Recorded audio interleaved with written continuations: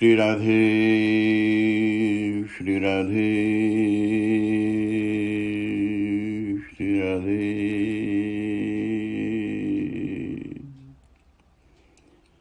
श्री राधे श्री राधे श्री राधे श्री राधे श्री राधे श्री राधे श्री राधे श्री राधे श्री राधे। हम एकाकी हों नितांत एकांत में, जहां कोई दूसरा हो ही नहीं, तो हम कह सकते हैं कि हम बड़े संयमी हैं। हमें क्रोध नहीं आता,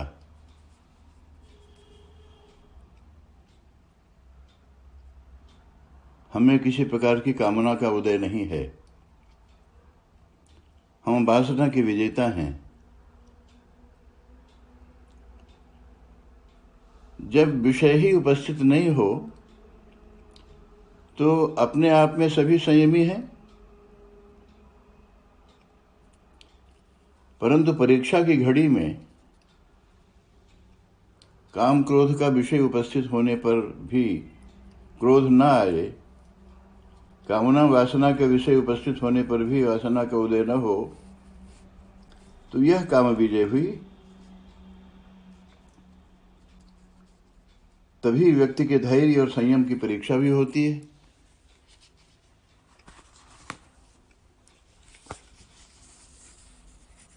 नारद जी की कठिन परीक्षा की घड़ी है।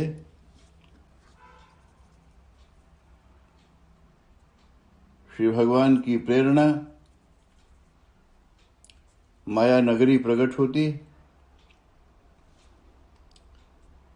श्री नारद जी अचानक अपने आप को एक राजकुमारी के स्वयंवर में पहुंच पाते हैं। राजकुमारी के पिता महाराज ने नारद जी को देखा तो राजकुमारी को बुलाकर नारद जी के सामने बिठाकर उसकी हस्तरेखा देखने को कहते हैं। राजकुमारी को देखकर काम विजेता नारद में छिपा काम प्रकट हो जाता है। नारद के मन में राजकुमारी से विवाह करने की इच्छा जागती है। नारद मन ही मन उस राजकुमारी के सौभाग्य को देखकर उसे छिपाकर राजकुमारी के साथ स्वयं ही अपने विवाह की इच्छा करने लगते हैं।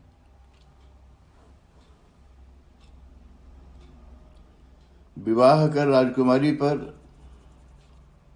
अपना अधिकार जमाने की नारद की वासना इतना प्रबल है कि उनका रोम रोम अब राम को नहीं राजकुमारी को जपने लगा है। कैसा हाल हो गया है काम विजेता का। राम भक्त अब काम भक्त बन गया है। नारद को अपनी कुरूपता का आभास है। वे विष्णु को प्रार्थना करते हैं, विष्णु के प्रकट होने पर उनकी सुंदरता उधार में मांगते हैं। काम के प्रभुत्व में ऐसा ही होता है। धोखा, छल, फरेब।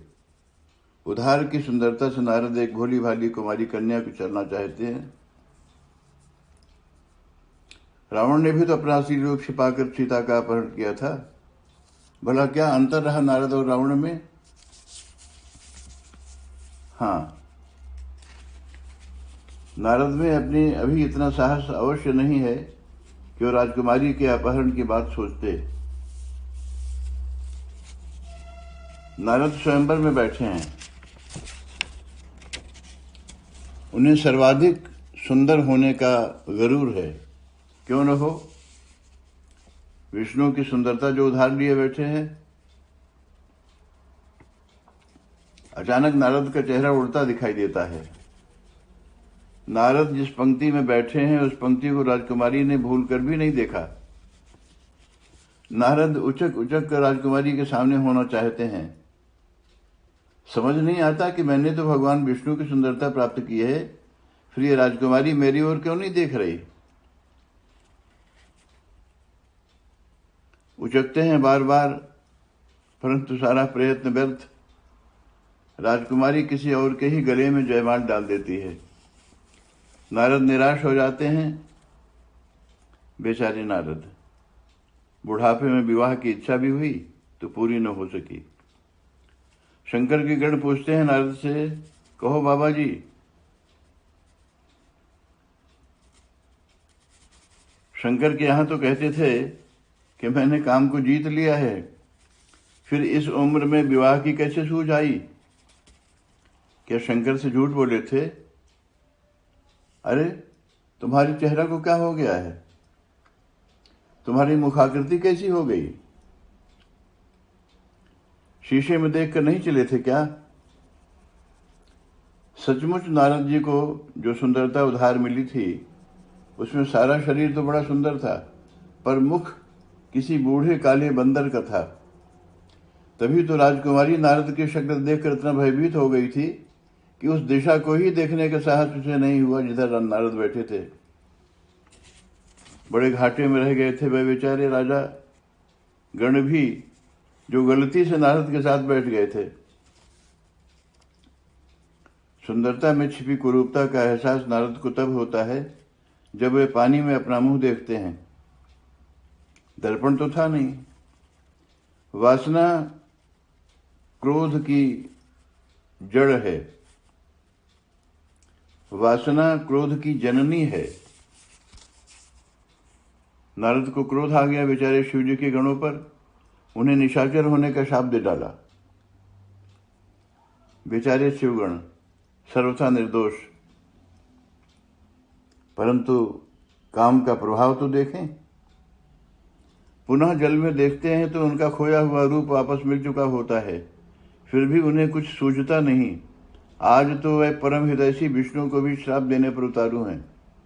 विष्णु रास्ते में ही मिल जाते हैं क्योंकि वो तो बड़े कौतुकी हैं ना। साथ में वही राजकुमारी है जिससे नारद विवाह करना चाहते थे। नारद के क्रोध का ठिकाना न रहा, वो श्राप दे देते हैं विष्णु को। अंत में जब माया का निवारण होता है तब उन्हें पता चलता है कि वह कितना भटक गए हैं। इसी प्रकार व्यक्ति जब तक काम के प्रभाव में रहता है उसे कुछ दिखाई नहीं देता। नारद की छोटी सी भूल उनकी घोर पराजय का कारण बनती है। प्रायः व्यक्ति की यह दुर्बलता है कि वह दुर्गुणों के साथ समझौता करके चलता है। नारद काम को क्षमा कर देते हैं। क्षमा कर देना निस्संदेह महान गुण है, परंतु दंडनीय को दंड न देना अपराध भी है। शंकर से काम टकराता है तो वे उसे जलाकर राख कर देते हैं, यही उचित मार्ग है। नारद क्षमा कर देते हैं तो क्षमा करने का अहंकार उनमें उत्पन्न हो जाता है। यह क्षमा प्रकारांतर से नारद का काम के साथ समझौता है। दुर्गुणों से समझौता करने पर नारद की ही दशा व्यक्ति की हो जाती है। हनुमान जी को भी कुछ नारद जैसी समस्या का ही सामना करना पड़ता है। अंतर केवल इतना है कि नारद और विष्णु के बीच राजकुमारी आ खड़ी होती है और हनुमान व राम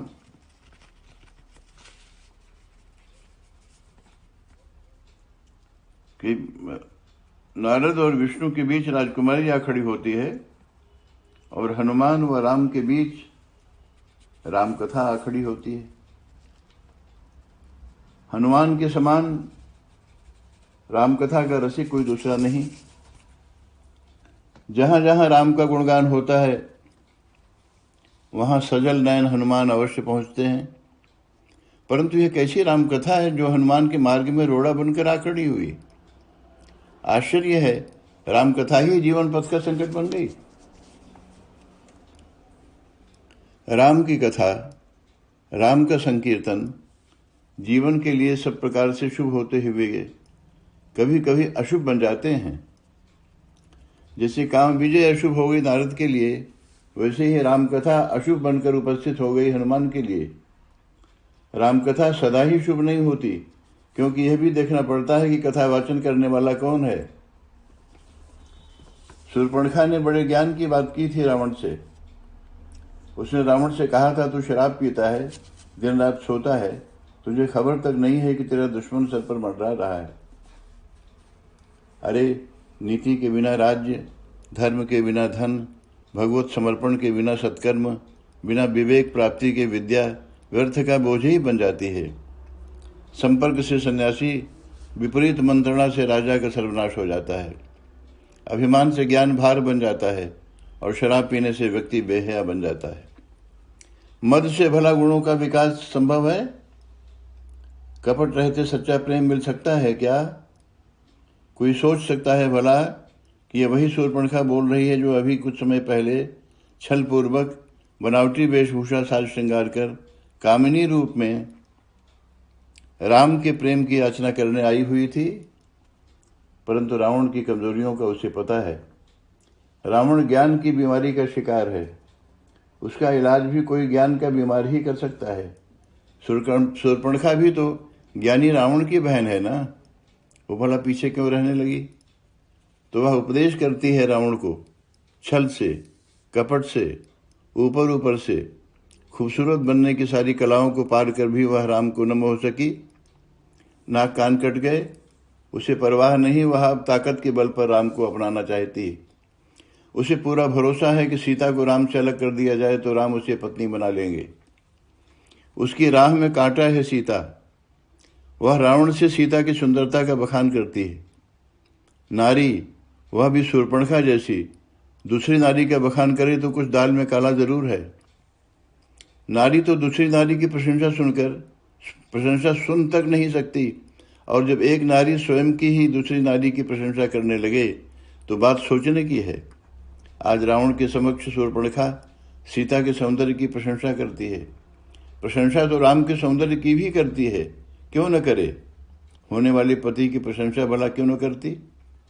शूर्पणखा को पूर्ण विश्वास था कि किसी न किसी प्रकार वह राम को पति अवश्य बना लेगी।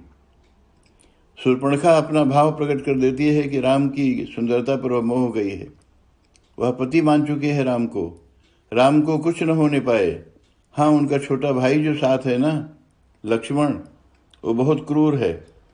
उसके रहते शूर्पणखा राम को अपना पति नहीं बना सकती। अतः रावण उसे जिंदा न छोड़े। तभी तो रावण की सूचना देते समय बड़ी चतुराई से राम का बचाव कर लेती है और लक्ष्मण के प्रति रावण को उग्र कर देती है। उसका कहना है कि राम तो भोले भाले हैं बेचारे, वे तो मुझे बड़े प्यार से देख रहे थे, परंतु उनका छोटा भाई है ना, उसने मेरी नाक कान काट ली। इतना ही नहीं, तेरी बहन जानकर मेरा मुखौल बनाया। ऐसा कहती हुई शूर्पणखा रावण के सम्मुख विलाप करती हुई अचेत होकर गिर पड़ी। होश आया तो बोली, अरे दशकंधर, तेरे रहते मेरी यह दशा?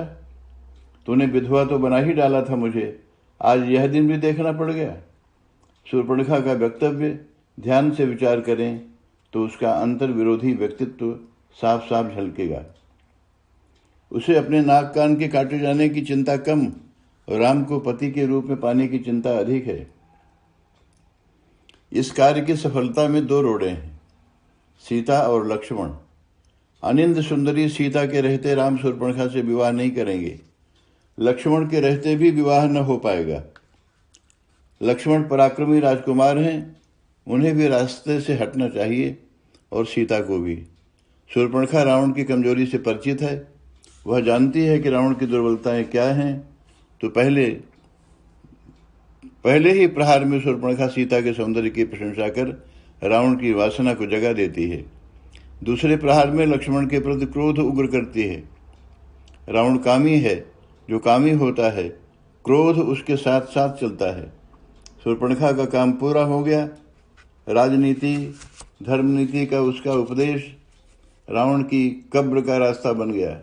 वह अभागा उधर ही दौड़ पड़ा। शूर्पणखा के वक्तव्य में धर्म की बात है, राजनीति के गहनतम रहस्य की बात कहती है वह, और परिणाम होता है रावण का महाविनाश। किसी भी मूल्य पर वह अपनी वासना की तृप्ति चाहती थी। वासना की पूर्ति के लिए वह धर्म का सहारा लेती है, नीति की बात करती है। उसकी नीति की बातें, धर्म का उपदेश स्वार्थ की पूर्ति के लिए था। उद्दाम वासना की तृप्ति के लिए ही धर्म नीति का सहारा लेकर रावण को उद्बुद्ध करने में वह सफल हो जाती है। रावण तो कामवश था ही। शूर्पणखा ने स्पर्श किया उस कमजोरी को, काम की रेखा को, और रावण दौड़ना शुरू हो गया। धर्म नीति का उपहास करने वाला रावण धर्म नीति से ही चला गया। आश्चर्य है, धर्म से भी कोई चला जाता है भला? नीति का आश्रय लेकर तो व्यक्ति संकटों से पार होता है, परंतु रावण के जीवन में तो विपरीत ही हुआ। जब भी व्यक्ति वासनाग्रस्त होगा, दृष्टि धूमिल रहेगी, वह लड़खड़ाएगा, गिरेगा खड्ड में, कोई चारा नहीं है उसके पास बचने का। रावण अंत में गिरा, डूबा, ऐसा डूबा कि उसका अपना कोई न बचा, सबको ही लेकर रावण डूब गया। परंतु हनुमान राम कथा के परम रसिक होते हुए भी कालनेमी की राम कथा में छिपे छल को पकड़ लेते हैं। शीघ्रता में रहने पर भी हनुमान कालनेमी द्वारा राम कथा रस का पान करने कथा मंडप में पहुंच जाते हैं। वक्ता, श्रोता सभी स्वागत करते हैं हनुमान का। श्रोताओं द्वारा स्वागत तो ठीक है, परंतु वक्ता स्वयं किसी श्रोता का स्वागत करने, रामकथा की धारा को तोड़कर छोड़कर उठ खड़ा हो तो बात विचारणीय है। कालनेमी उस युग का एक व्यक्ति था। आज तो कालनेमियों की भीड़ है। हाँ, हनुमान तो अवश्य नहीं है जो इन कालनेमियों का पर्दाफाश कर सकते। कालनेमी छल कपट से भरा संत वेश में हनुमान के समक्ष रामकथा वाचक के रूप में उपस्थित होता है। कालनेमी का कपट खुल जाता है। नारद की तरह चाहते तो हनुमान भी कालनेमी को क्षमा कर देते, परंतु हनुमान ऐसा नहीं करते। उनकी दृष्टि में दुर्गुणों के साथ समझौता, दुर्गुणों को क्षमादान खतरनाक है। बाहर काम से समझौता और अंदर काम से पराजय। प्रायः जीवन में यही होता है। व्यक्ति बाहरी संसार से समझौता वार्ता चलाता है, ऐसा लगता है कि वह बड़ा उदार है, तभी तो सभी को क्षमा करता रहता है, परंतु दुर्गुणों दुर्वृत्तियों के साथ समझौता व्यक्ति की विवशता भले हो, उचित नहीं कहा जा सकता उसे। वह कभी भी कल्याणकारी नहीं है। दुर्गुणों की पहचान जरूरी है। पहचान होते ही दुर्गुण विलीन हो जाते हैं। दुर्गुणों को मारना नहीं पड़ता, क्योंकि दुर्गुणों का कोई अस्तित्व ही नहीं है। दुर्गुण अनुपस्थिति है सद्गुणों की। सद्गुणों की स्थिति भी व्यवहारिक सत्य है, वास्तविकता नहीं। व्यक्ति को दोनों से ही ऊपर उठना पड़ता है। समस्त साधना की यही सिद्धि है। दान न देना एक दुर्गुण कहा जा सकता है और दान देना सद्गुण। प्रायः दान देने वाला दाता होने के अहम का शिकार बन जाता है, अतः किसी न किसी रूप में दान देना भी एक दुर्गुण ही बन जाता है। अतः इन दोनों ही धरातलों से व्यक्ति को ऊपर उठना है। सांसारिक प्राणी प्रशंसा के योग्य नहीं। संसार त्यागने वाला सन्यासी भी प्रशंसा के योग्य नहीं, क्योंकि संसार त्यागने वाला संसार त्याग के अहम को नहीं छोड़ पाता। संसार में था तो अहम उतना प्रबल नहीं था, परंतु संसार त्यागते ही त्याग का अहम प्रबल हो गया। कौन सा जीवन श्रेष्ठ है? किसे माना जाए आदर्श? यदि दान देने से दाता होने का अहंकार पैदा होता है, संसार त्यागने से त्यागी होने का अहंकार पैदा होता है, तो दान न देना ही श्रेयस्कर है। सांसारिक बंधे रहना ही श्रेष्ठ है। संत हो या श्री शक्ति संपन्न पुरुष, यदि वह अहम से ऊपर नहीं उठ सका है तो वह समाज के लिए घातक है। ऐसे ही लोगों ने समाज को चोट पहुंचाई। रावण का पांडित्य, तपस, साधना, भजन पूजन आदि क्रिया की दृष्टि से स्तुत्य तथा मांगलिक होते हुए भी परिणाम में विनाशक सिद्ध होता है। ज्ञान विज्ञान की समस्त साधना रावण के सर्वनाश का कारण बन जाती। इसमें ज्ञान विज्ञान का कोई दोष नहीं है। रावण का दुर्भाग्य यह था कि वह ज्ञान विज्ञान की अपूर्व उपलब्धि के बाद भी उनका संचालक नहीं बन सका।